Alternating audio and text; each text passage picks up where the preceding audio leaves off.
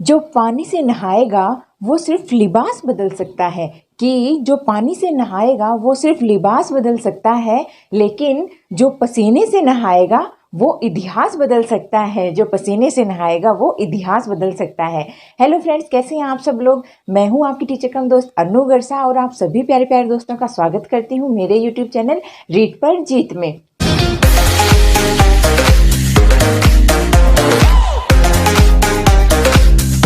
Friends, जैसा कि आज का टॉपिक लिखा हुआ है, आज अपन पढ़ेंगे इतिहास के परिचय के बारे में, जनरल इंट्रोडक्शन इतिहास का।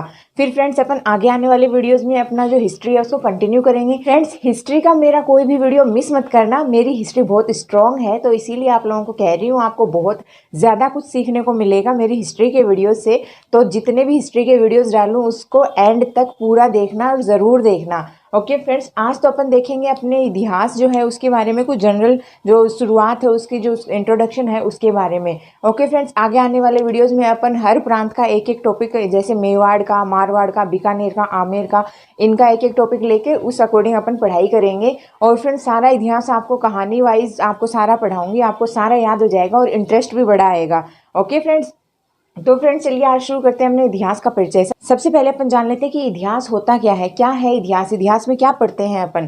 फ्रेंड्स, इतिहास में अपन अपने पास्ट के बारे में पढ़ते हैं, जिसमें अपन अपने पुरखों की जो कार्य हैं उनके बारे में पढ़ते हैं कि अपने जो पास्ट में क्या क्या घटनाएं हुई हैं, उन घटनाओं का वर्णन जो होता है वो अपन अपने इतिहास में पढ़ते हैं। फ्रेंड्स, तो आज अपन पढ़ेंगे अपने जो शुरुआत में मानव का कहाँ से शुरुआत हुई, कब मानव की शुरुआत हुई, सबसे पहले पृथ्वी पर क्या था, कब उत्पत्ति हुई, कौन कौन से काल आए, उसके बारे में आज अपन पढ़ लेते हैं कि कैसे मानव का विकास हुआ। ओके, फिर आगे आने वाली वीडियोस में अपन उनके अलग अलग क्षेत्रों में उनके विकास का परिचय पढ़ेंगे। ओके फ्रेंड्स, तो चलिए आज शुरू करते हैं अपने इतिहास का परिचय। सबसे पहले शुरू करते हैं अपने पृथ्वी के बारे में। फ्रेंड्स, ये है, समझ लो, अपनी पृथ्वी। ओके फ्रेंड्स, ये क्या है, ये है अपनी प्यारी पृथ्वी। इस पे फ्रेंड्स सबसे पहले ये दो भूखंडों में बटी हुई थी, दो भूखंडों में बटी थी। एक ऊपर था जिसका नाम था अंगारा लैंड, अंगारा लैंड, और सेकंड जो थी वो कौन सी थी फ्रेंड्स, ये थी गोंडवाना लैंड, ये थी गोंडवाना लैंड। ओके फ्रेंड्स, अपनी पृथ्वी थी वो दो भागों में बटी थी। सबसे ऊपर जो था वो था अंगारा लैंड, सेकंड जो था वो था गोंडवाना लैंड। इन दोनों के मध्य में फ्रेंड्स एक खारे पानी की झील स्थित थी जिसका नाम था टेथिस सागर। क्या नाम था फ्रेंड्स, टेथिस सागर।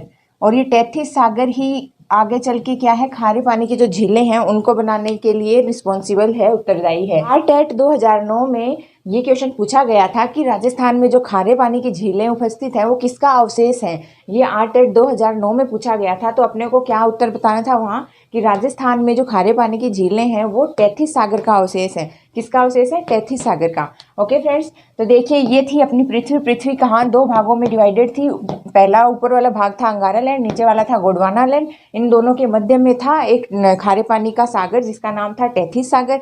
ओके फ्रेंड्स, अब अंगारा लैंड और गोंडवाना लैंड ये निरंतर समय के साथ क्या हुए, ये निरंतर टकराते रहे, टकराते रहे। टकराने के, इनके निरंतर टकराने से जो अपनी पृथ्वी जो है वो आज जो अपना वर्तमान स्वरूप है पृथ्वी का, उस स्वरूप में पहुंची है। जिसमें फ्रेंड्स अपने को पता है कि क्या 71% भूभाग पर तो क्या है, जल है, और बाकी जो 29% भूभाग बचा है वो उस पर क्या है, उस पर है थल। ओके फ्रेंड्स, जो 71% जल का भूभाग है उस पर तो अपने को पता है महासागर पाए जाते हैं। जो 29% थल का भूभाग है उस पर क्या है, 7 महाद्वीप पाए जाते हैं। महाद्वीपों में भी सबसे बड़ा जो महाद्वीप है वो कौन सा है फ्रेंड्स, वो तो है, सबसे बड़ा महाद्वीप है एशिया, सबसे बड़ा महाद्वीप। और जो सबसे छोटा महाद्वीप है वो कौन सा है, Australia.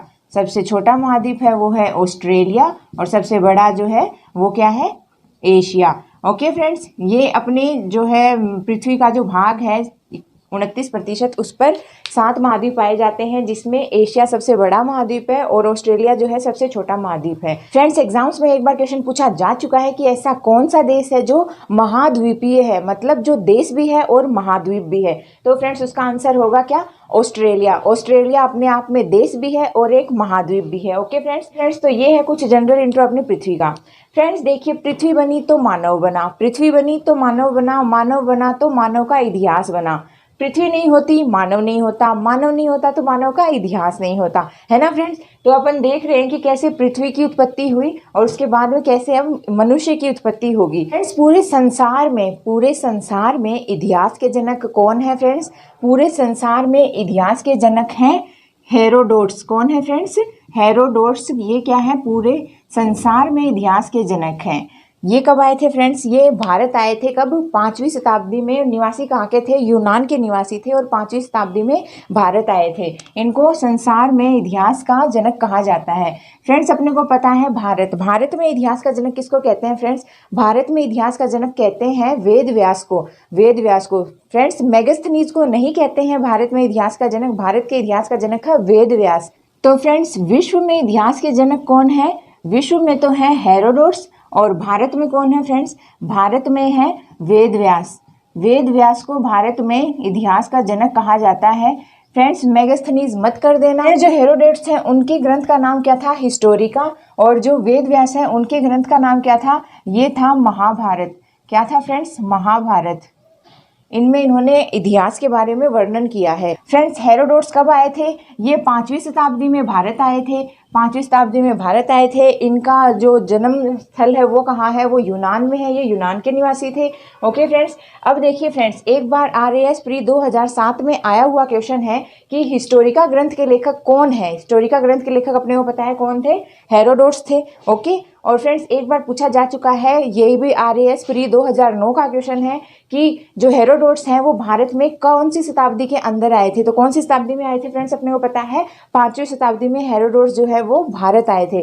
Okay next friends Bharat में जो अपने को पता है जनक कौन है भारत के इतिहास के? वो है वेद व्यास के ग्रंथ का नाम है महाभारत, जिसका प्राचीन नाम था जय संहिता। इसी क्रम में फ्रेंड्स अपन देख लेते हैं राजस्थान में जो है वो इतिहास के जनक कौन है? राजस्थान में इतिहास के जनक हैं फ्रेंड्स कौन? Colonel James Tod. कौन है फ्रेंड्स? कर्नल जेम्स टोड है राजस्थान में इतिहास के जनक। इनको पॉलिटिकल एजेंट के तौर पर राजस्थान में इनकी नियुक्ति की गई थी।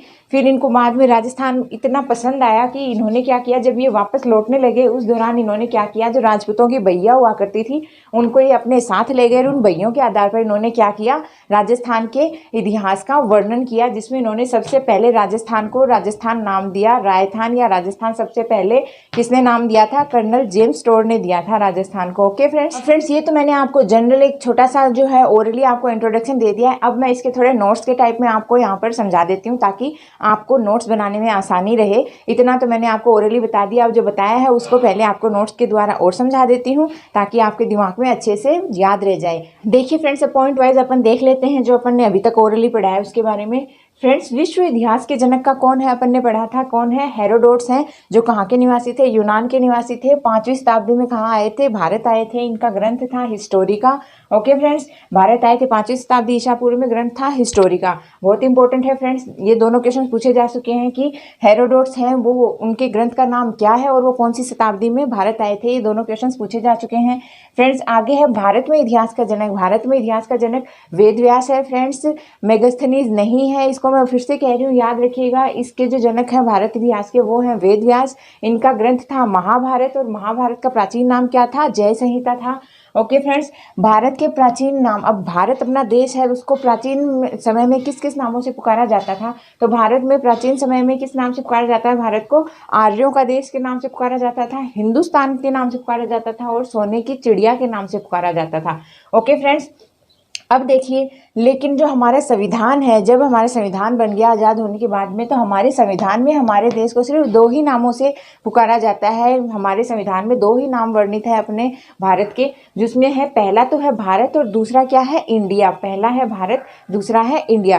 फ्रेंड्स ये क्वेश्चन RAS प्री 2003 में पूछा जा चुका है कि संविधान के अनुसार अपने जो देश है उसको किन नामों से पुकारा जाता था। तो नीचे ऑप्शंस थे, उसमें एक ऑप्शन था भारत और इंडिया। तो भारत और इंडिया सही सही था। तो फ्रेंड्स हमारे देश को किस नाम से पुकारा जाता है? संविधान के अनुसार सिर्फ 2 नामों से पुकारा जाता है, भारत और इंडिया। इसको भूलना बहुत इंपॉर्टेंट है।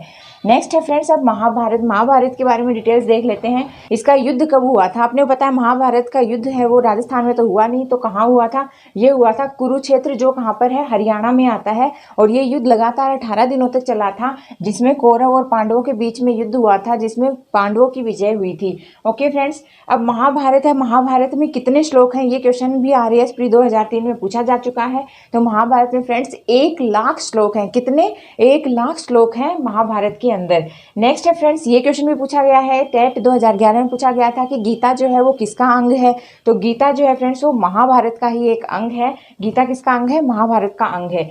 आगे देखिए फ्रेंड्स, आगे है राजस्थान में इतिहास के जनक। राजस्थान में इतिहास के जनक कौन है फ्रेंड्स? अपने को पता है, ये तो कर्नल जेम्स टोड है, जो कहाँ के निवासी थे? जो स्कॉटलैंड के निवासी थे। इनका जन्म कब हुआ था फ्रेंड्स? इनका जन्म हुआ था 1782 में। स्कॉटलैंड के ये निवासी थे। इनकी मृत्यु कब हो गई थी? 1835 में हो गई थी। फ्रेंड्स इनकी जो पुस्तक थी जिसमें इन्होंने राजस्थान का वर्णन किया है, राजस्थान का नाम लिखा है, इनकी पुस्तक का नाम था annals and antiquities of Rajasthan. Annals and antiquities of Rajasthan, जो कब प्रकाशित हुई थी? 1829 में प्रकाशित हुई थी। ओके, इसी पुस्तक का अन्य नाम क्या है? इसी पुस्तक का अन्य नाम है the central western Rajputana states of India. क्या है? The central western Rajputana states of India. ये इन्हीं की इसी पुस्तक का अदर नेम है, दूसरा नाम है। ओके, अब आगे देख लेते हैं फटाफट। आगे देखिए फ्रेंड्स, कर्नल टोड की अन्य पुस्तक। कर्नल टोड ने एनाल्स एंड एंटिक्विटीज के अलावा एक और पुस्तक लिखी थी जिसका नाम था पश्चिमी भारत की यात्रा, यानी वेस्टर्न ट्रेवल्स इन इंडिया। ये फ्रेंड्स उनकी मृत्यु के बाद में प्रकाशित हुई थी, 1839 में उनकी मृत्यु के बाद में प्रकाशित हुई थी। ओके फ्रेंड्स, नेक्स्ट आगे देखिए, कर्नल टोड ने अपनी पुस्तक एनाल्स एंड एंटिक्विटीज किसको भेंट में दी थी? वेरी इंपॉर्टेंट क्वेश्चन फ्रेंड्स, ये एग्जाम में पूछा जा चुका है कि इन्होंने अपनी पुस्तक एनाल्स एंड एंटिक्विटीज किसको भेंट में दी थी। तो फ्रेंड्स इन्होंने अपनी पुस्तक एनाल्स एंड एंटिक्विटीज किसको भेंट में दी थी? अपने जो गुरु हैं ज्ञानचंद्र, उनको इन्होंने, अपने गुरु ज्ञानचंद्र को ये जो पुस्तक है वो भेंट में दी थी। ये क्वेश्चन पूछा जा चुका है पटवार 2008 के अंदर। ओके, आगे फ्रेंड्स, राजस्थान शब्द का सर्वप्रथम प्रयोग टोड ने किया था। कब किया था? 1829 ईस्वी में किया था। ओके, कर्नल टोड की नियुक्ति सर्वप्रथम भारत के किस दिशा में हुई थी? ये क्वेश्चन भी फ्रेंड्स एग्जाम से पूछा जा चुका है कि सर्वप्रथम कर्नल टोड की नियुक्ति भारत के किस स्थान पर हुई थी। तो फ्रेंड्स ये हुई थी भारत के पश्चिमी दिशा, जिसमें अपना राजस्थान आता है। राजस्थान में वेस्टर्न राजपूताना स्टेट उस टाइम पर कहलाता था, उसमें हुई थी, जो कि राजस्थान है, जो कि फिलहाल राजस्थान है। इनको यहाँ पर फ्रेंड्स EIC यानी ईस्ट इंडिया कंपनी ने PA बनाकर भेजा था। PA यानी पॉलिटिकल एजेंट बनाकर मेवाड़ में सर्वप्रथम भेजा था। कहाँ पर भेजा था? सबसे पहले भारत में सर्वप्रथम पश्चिमी राजस्थान यानी कि राजपूताना स्टेट मेवाड़ के अंदर सबसे पहले पॉलिटिकल एजेंट बनाकर EIC ने इनको यहाँ पर भेजा था। आगे फ्रेंड्स, टोड के प्रयासों से 13 नवंबर 1818 में भीम सिंह सिसोदिया ने EIC के साथ क्या की थी? सहायक संधि की थी। कि एक तो होता है संधि और एक होती है सहायक संधि। अब इन दोनों में अंतर क्या है, सबसे पहले वो जान लेते हैं। फ्रेंड्स, संधि जो होती है वो तो क्या होता है? एक तरीके का युद्ध विराम होता है कि दोनों आपस में संधि कर लेते हैं कि हम अब आगे से युद्ध नहीं करेंगे। और दूसरा होता है सहायक संधि। सहायक संधि क्या होती है फ्रेंड्स? सहायक संधि में जब कहीं पर युद्ध होता है तो उसमें एक दूसरे की सैनिक सहायता करनी पड़ती है, एक दूसरे को, जो आपस में संधियां करते हैं, सहायक संधि करते हैं उनको।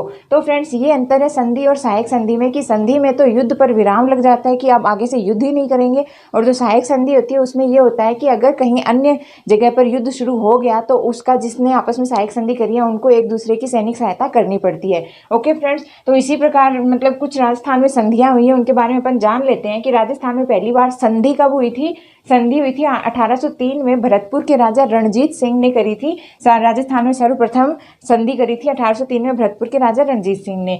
सर्वप्रथम राजस्थान में सहायक संधि किसने करी थी? ये करी थी 1817 में करौली के राजा हरबख्श पाल ने। ओके, आगे फ्रेंड्स, राजस्थान की अंतिम सहायक संधि कौन सी थी? वो थी 1823 में सिरोही के राजा शिव सिंह ने करी थी। राजस्थान में अंतिम बार सहायक संधि किसने करी थी? 1823 में सिरोही के राजा शिव सिंह ने करी थी। देखिए फ्रेंड्स, हमारा जो राजस्थान है उसकी अधिकांश रियासतें किसकी थी फ्रेंड्स, वो थी अधिकांश रियासतें राजपूतों की थी। और राजपूतों की होने के कारण जो जॉर्ज थॉमस हैं, जो जॉर्ज थॉमस थे, उन्होंने 1800 ईस्वी में यानी कि 19वीं शताब्दी में सबसे पहले सर्वप्रथम सबसे पहली बार जो अपना राजस्थान है उसको क्या नाम दिया था फ्रेंड्स, उसको नाम दिया था राजपुताना।